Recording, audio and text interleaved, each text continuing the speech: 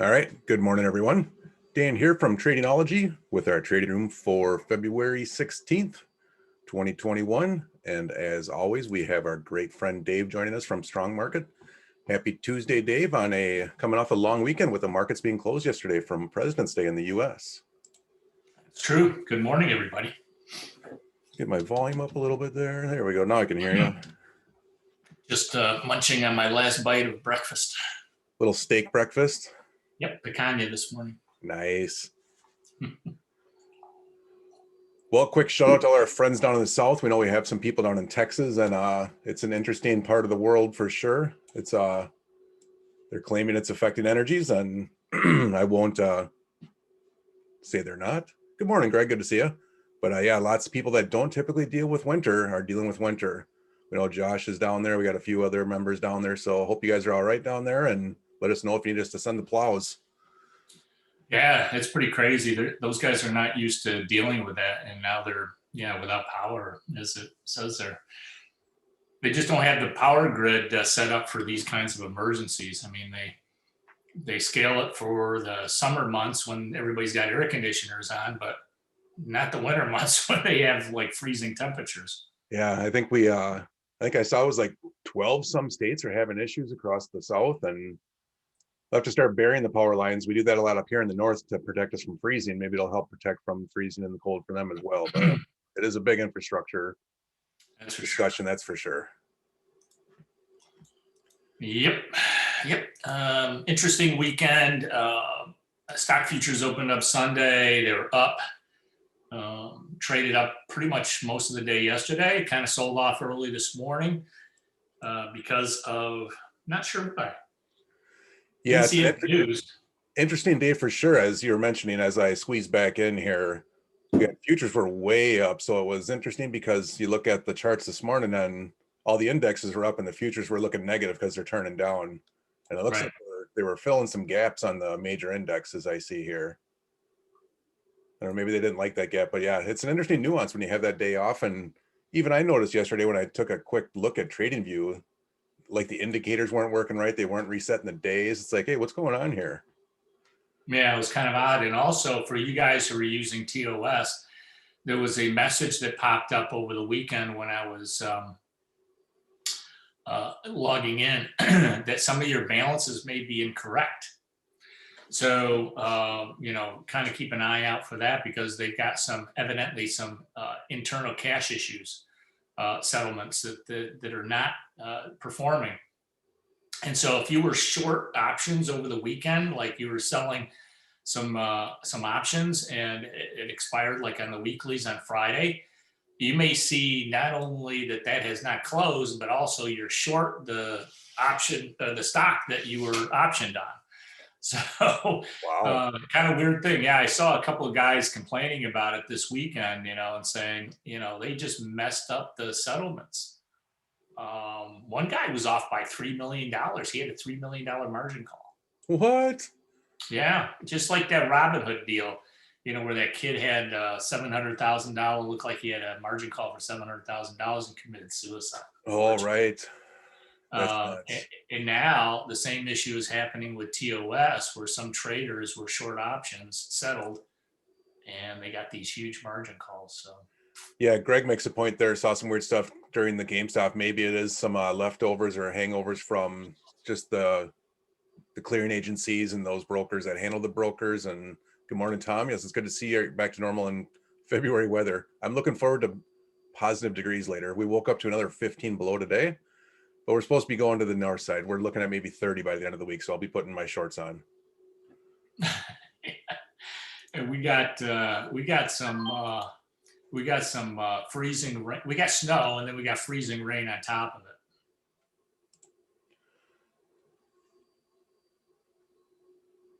Greg says his account showed a 30,000 deficit for a few hours, but it all balanced out later. Now, if that was the UUP trade, then that's just a temporary thing until they open up those options. If it's something else, though, yeah, I don't know. It is always a different nuance when there is options, like you say, whether they're because they make the spreads ultra wide when the markets are closing and opening, so people can't take advantage of things. Right. and then they squeeze them back down as the markets start to operate. So yeah, I have seen big fluctuations just during that event. He's got different trades on. So yeah, it was probably, he had some call spreads on and whatnot that are affecting his balance. So maybe he was privy to what you mentioned that Toss talked about is, they weren't clearing things, or that's a little leery. Yeah, I mean, it's not this one guy video that I saw on YouTube mentioned that he had called customer service. I mean, he spent about 7 hours just on hold. He would not hang up and let them call him back. So he waited on hold for 7 hours. And he finally got through to somebody, and they said they just are understaffed in their cash settlement department, and they haven't gotten to it yet.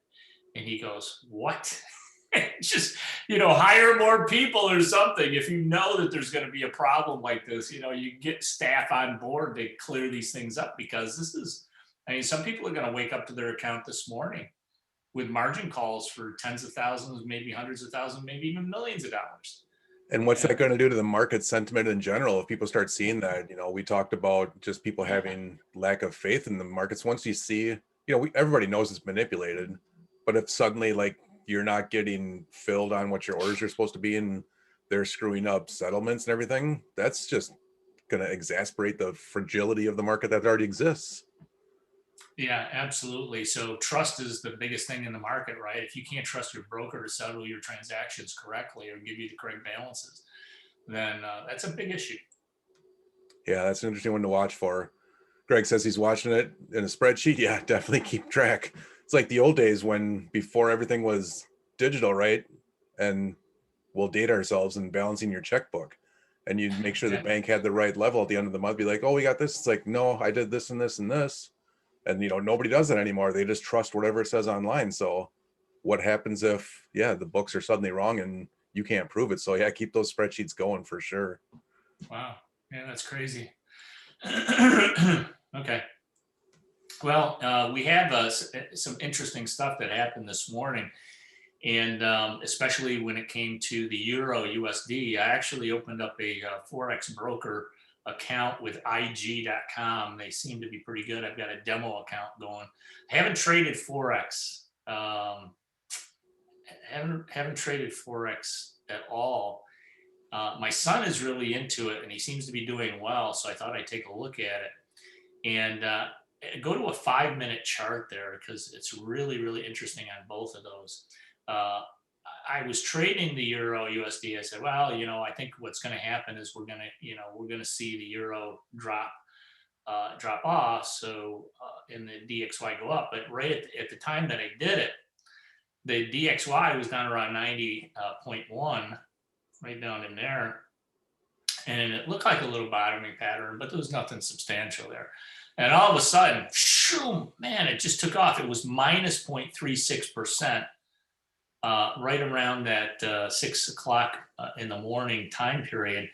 And then I went to take a shower. I came back, and all of a sudden it was up. All of a sudden it was up like 0.4%. I'm thinking, what happened here? So I don't know if this is, there's two things that I want to bring to you guys' attention. Number one is that try to zoom out just a little bit on that.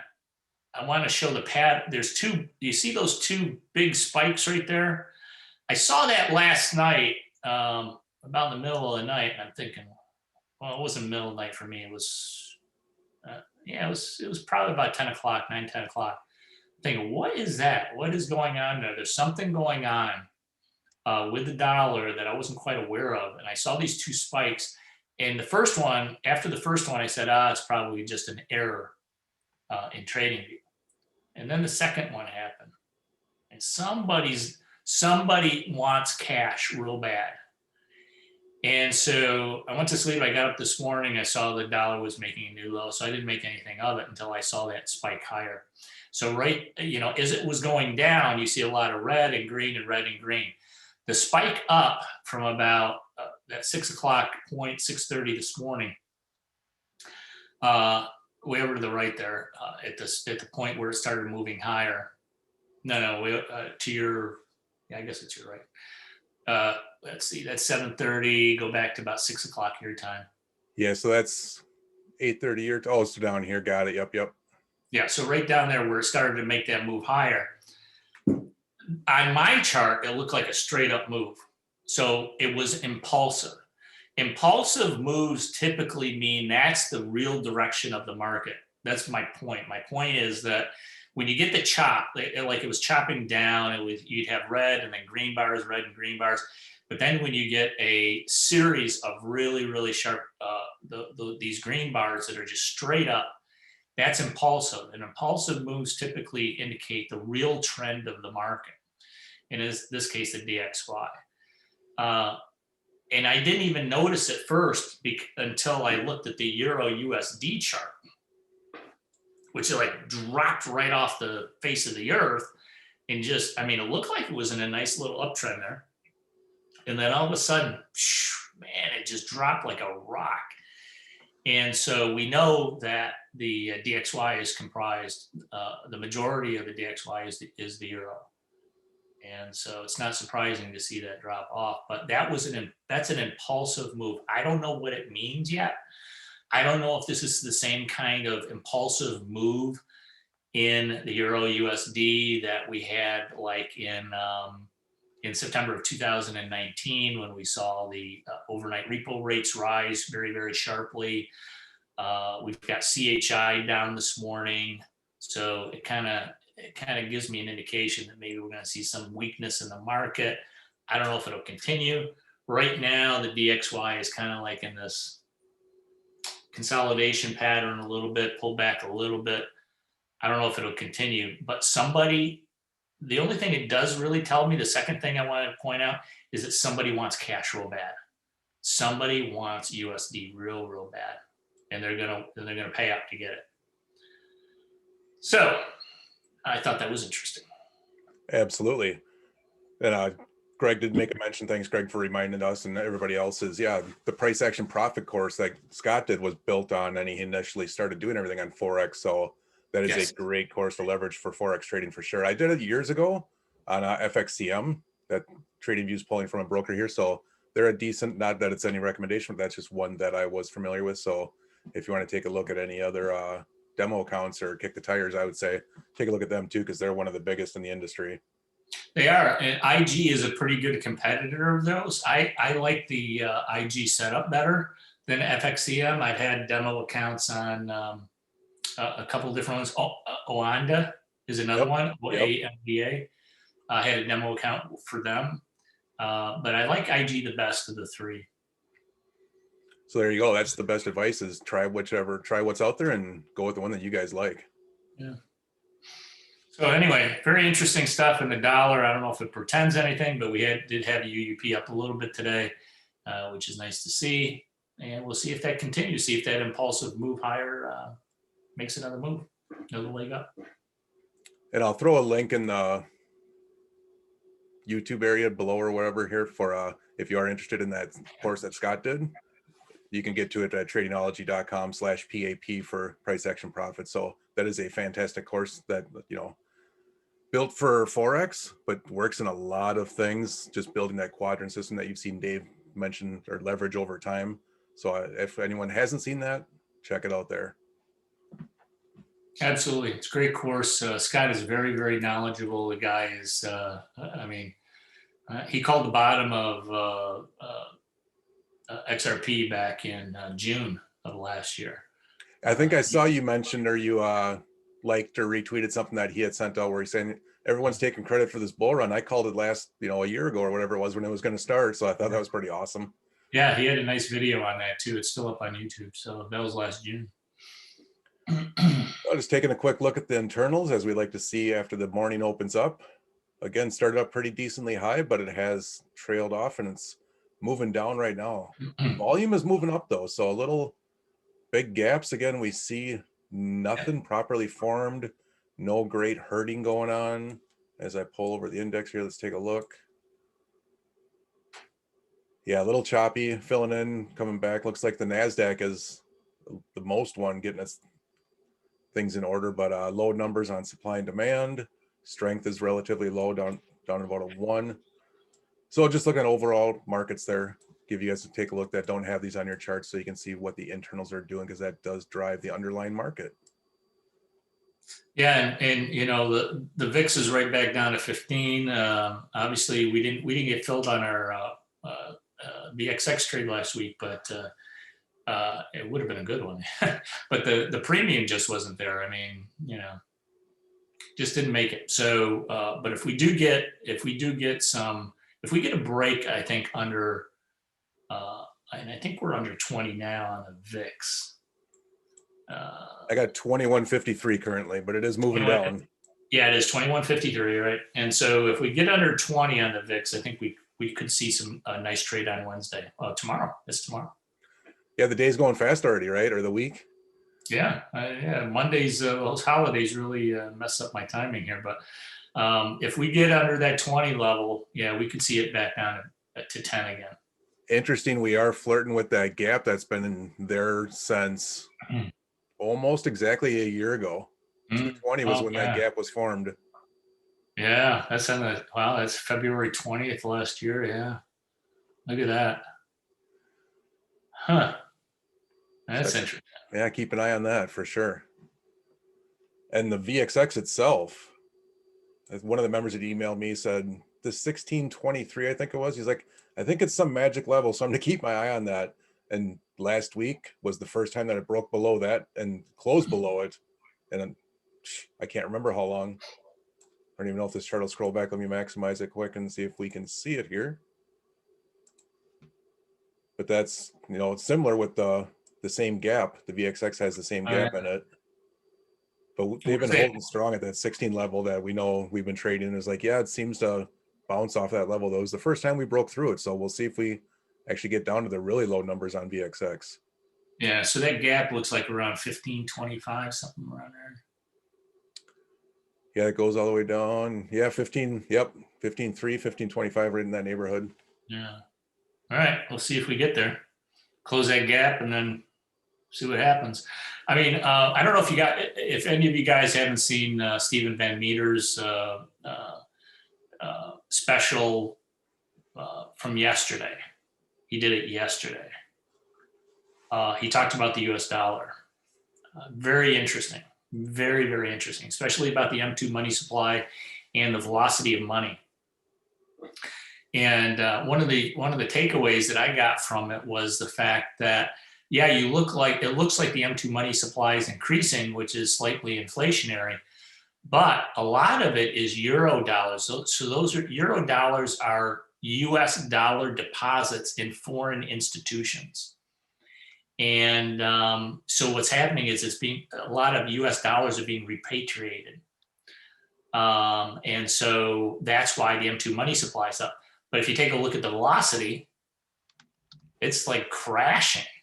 There is no velocity in the money. Velocity of the money is what happens when you pay for something in cash or credit card or whatever it is. It doesn't have to be cash, it could be credit card or whatever.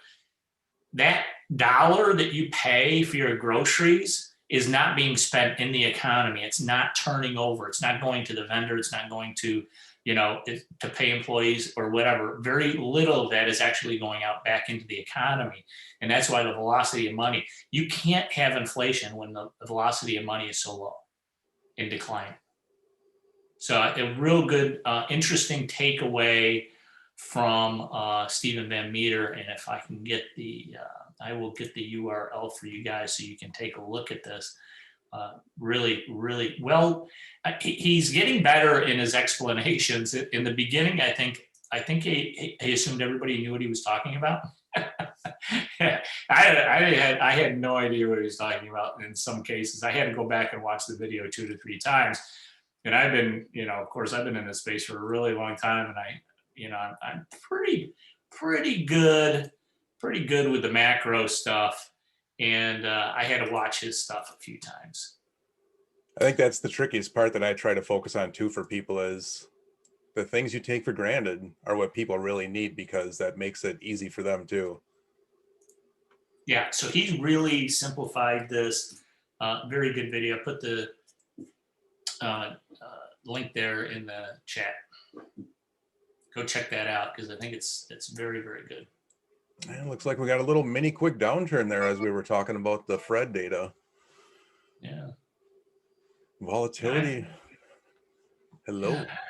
I'm telling you, it's like that. When I saw that dollar spike up like that, it's like it reminded me a lot of the repo rates going to 10% in September 2019.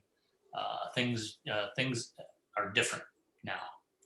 And, Well, the other thing we should probably mention, since it's all the craze, is look what happened again recently that everybody's talking about, right? We broke the magic 50,000, went to 602.53 apparently. Yes. Yep. And I tweeted out to my kids this morning. I said, just be careful of BTC. I know a couple of them got it. And I said, just be careful. I think caution is in order. We hit that 50,000 mark and a lot of sellers came in there.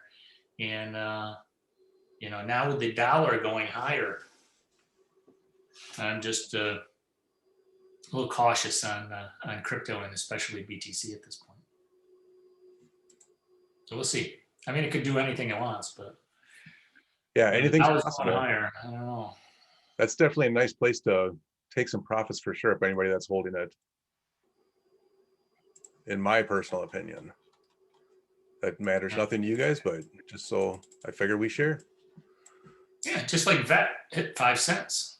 We mentioned 5 is kind of like an important thing, like, you know, your digits of your hands. So you got 5 and then you got 10. Those 5 and 10s are important kind of psychological points at which the market, you know, sees. And if it hit 50,000, that 5000, boy, it's an awful attractive place to take some profits if you're a holder. And you know, they're important points. Yeah, we had the little penny overshot, as you mentioned, that crypto tends to do because it is, you know, in all comparisons, it's still a new market. Yep, volatile. Yep. So we hit 6 and then sold off at 6, and we're floating right around close to that dead on nickel right now again. So 0.5105. Greg says, watching and learning from you guys, but haven't jumped into crypto as of yet. Really appreciate all the different info you guys share. Thank you, Greg. We appreciate that. Yeah, thanks, Greg. Appreciate that. Yeah, we do our best. We try to look at markets from different angles. We try to look at associations and certainly correlations are very, very important in the market. I trade correlations all the time. Correlations are very important when it comes to internals, comes to, you know, dollar, commodities, currencies, stocks, futures, crypto. They're all related in some way. What's interesting though, and I still don't have an explanation for it, Greg, this might interest you, is that why do all stocks go down at the same time? Why when crypto goes down, almost all of them go down at the same time? I mean, it's just, you know, what is it? Is like this universal consciousness where everybody hits the sell button at the same time, or it all goes up at the same time? They all hit the buy button? I don't think so. I think it's institutional investors are just playing around with the market. They have large sums of capital to play with. And sometimes they pump up certain cryptos. Like you'll see some cryptos go up 20% and nobody else is doing anything. It's a lot of manipulation, in the market. And as we close out today, we just had a major move down on the internals. We're just about to break the 0 line. We may have a bounce, so keep your eyes on that, but that is definitely correlated to this recent last 5-10 minute downturn that we see here in the futures market, as well as the correlating ETFs, excuse me. Yeah. Interesting. I don't know. At some point, this whole GameStop, this penny stock speculations that have been taking place here, the incredible extreme measurements of market sentiment, like the call put ratio, the number of investors that are on margin, the Warren Buffett indicator. If you guys are in the RTUS or Tradingology rooms, I posted those. All of these are at some point are going to break through reality to people, and it'll be too late to get out. So just be cautious out there if you guys are long. Yep, get some insurance, hedge your bets, protect yourself. Because one of these days that we say, the Fed likes to jump in, that we joke about. One of these days, they're not going to jump in and they're not going to be the buyer of all things. It's just going to be, they're going to be the seller suddenly, or they're not, there's going to be no bid. And we know what happens when there's no bid. Yeah. Yeah. Creates air pockets in the market. Greg says a bunch of guys at work started jumping into Robinhood and all these stocks in the news right now. Yeah, that's the scariest thing, right? We've all heard about, if you hear a hot tip from your friend or your doctor or your neighbor or whatever, it's usually too late, right? Well, that's what everybody's doing. They're like, oh, everyone else is getting rich on Robinhood. Let's go open up an account. And it's going to be, one of these days, it's going to be too late. Yeah, they're getting lucky.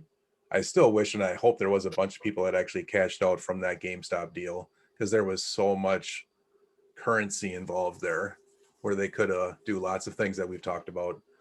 Yeah, I know. I mean, some people were sitting on hundreds of thousands of dollars in profits.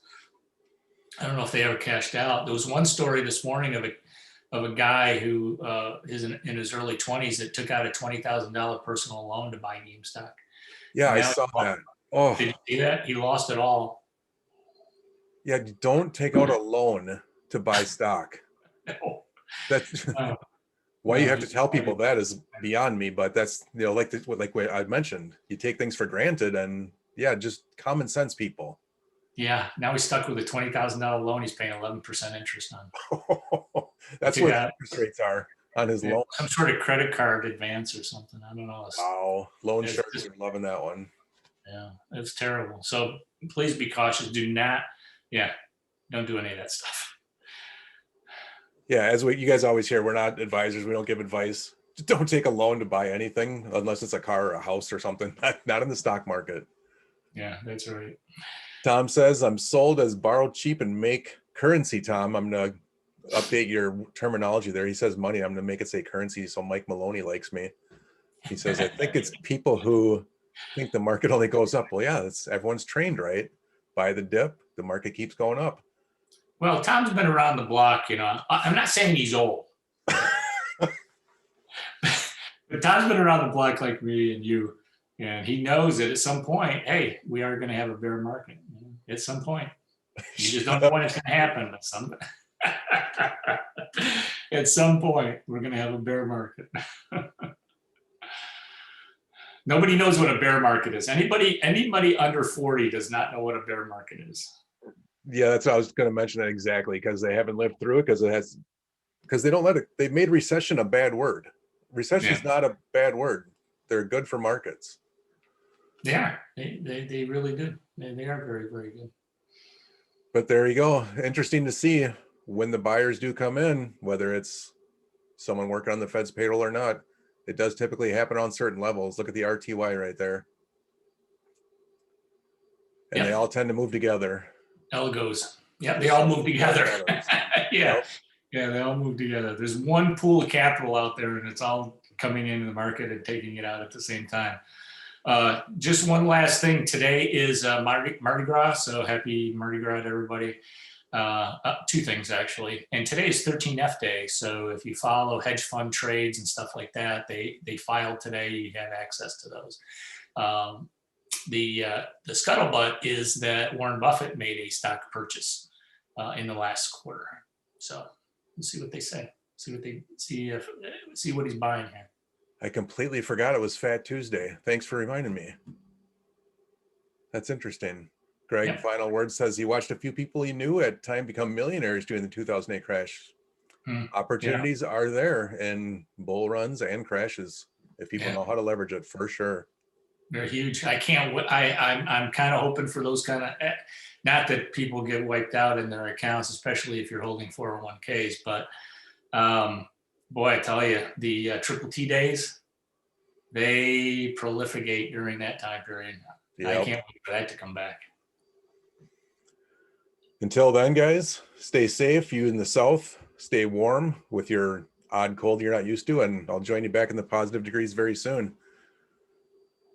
You too, Tom, take care out there. Enjoy Colorado. I'm going to be traveling out that way soon. We're planning a big trip, so it's going to be a good time. So you're welcome, guys.